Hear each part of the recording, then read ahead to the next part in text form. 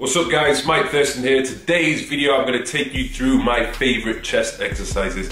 I was going to do a top 5, but I decided to add one more to the list. Now these exercises should give you a full rounded, thick, sexy chest, okay? But I would bear in mind when picking your exercises, you have to decide for yourself what area of your chest you want to work upon, okay? There's no point going into the gym doing loads of lower pec focused exercises if you're trying to target your upper chest, okay? It's just common sense, right? So, without further ado, I'm going to start off with the first exercise of my choice, which would be the barbell bench press. So first thing you want to do when it comes to the barbell bench press is to get yourself in the right position. As soon as the barbell is above your chest, pull your shoulders right back and then begin with the movement. You want to make sure that you keep your shoulders retracted throughout the entire set. So even if you need to readjust halfway through at the top of each rep, just do it. Because if you put your shoulders too far forward, there's going to be too much tension on your shoulders and then you'll more than likely injure yourself or cause damage somewhere. Remember, the goal of this exercise is to keep the tension on the chest as much as possible. So a little tip for you, what I tend to do is imagine that I'm trying to push my hands together when I'm pulling the weight down and pressing forward. So that intention of pushing my hands together increases tension on my chest. It's worth noting that hand positioning will make a difference, but I would vary it from time to time. The closer your hands are together, the more tricep recruitment that is going to occur. The next exercise, which is on the top of the list, is the incline dumbbell press. I've chosen this one over the incline barbell press simply because I feel as though I get a better contraction on my chest and it allows you to get a greater range of motion. So keys with this, when it comes to doing the incline press, you want to vary the angle at which you're pressing. Keeping the angle the same, the entire time that you do an incline press is only going to work the same fibers over and over again, so vary it from time to time, all the way from 45 degrees down to 20 degrees, it doesn't matter, just mix it up.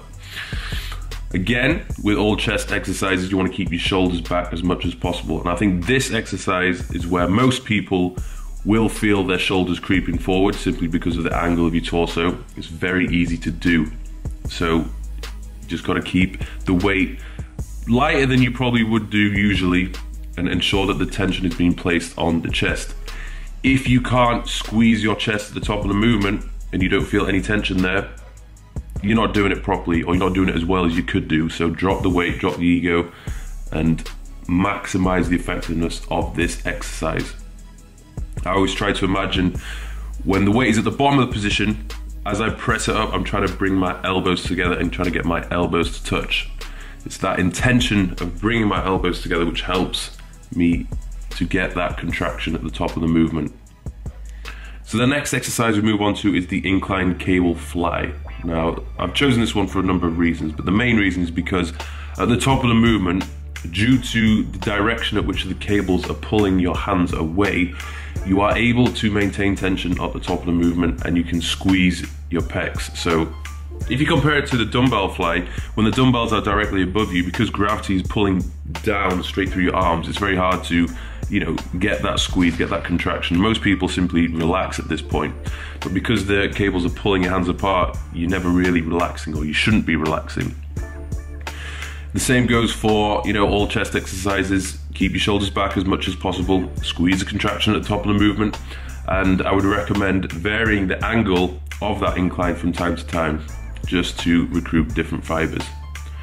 I feel as though this one is quite effective at hitting the upper chest as well, so if that's your weaker area, I would bear that in mind. And again, when it comes to thinking this one through, I have the intention of trying to bring my elbows together at the top of the movement. So as I bring the weight down, it's okay for your elbows to bend a little bit to ease with the stress on your shoulders, but as you bring those handles back up to the top, you want to try and straighten your arms and bring those elbows together. Guys, when it comes to training your chest, you need to decide for yourself how many times are you going to train it. If it's a strong point, like it is for me, there's no need for me to train it more than once per week. It just simply isn't necessary. I don't even need to go to the gym and spend one full session training chest either. It's a waste of my time when I could be potentially training another body part within that session, okay? So if it is a weak part, you need to somehow fit it into your training regime where you're training it twice per week or maybe twice every 10 days, something like that. The next exercise I have picked is the decline dumbbell press. I've gone for dumbbell simply because you get a greater range of motion.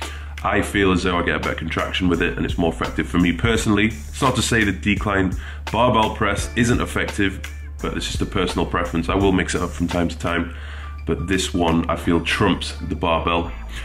Again, I feel as though it's good because of the angle of your torso. It's much easier to keep your shoulders back. It's harder to push your shoulders forward when the angle of your torso is on a decline. I feel as though this one is also extremely effective at getting the outer lower sweep of the chest. So as you can see from the exercises I've chosen so far, all the pressing movements are covering all angles of the torso. You've got decline all the way from flat all the way to incline. And if you want a full 3D thick chest, you want to be hitting all these different exercises. Next one I would go for is the standing cable fly. Again, I feel as though this one's really effective, and it's one I see many people do wrong because they're either lifting too heavy or they just allow their shoulders to creep forward and they just don't get as much contraction and tension placed on the chest as they should. The shoulders are doing all the work, particularly the front delt.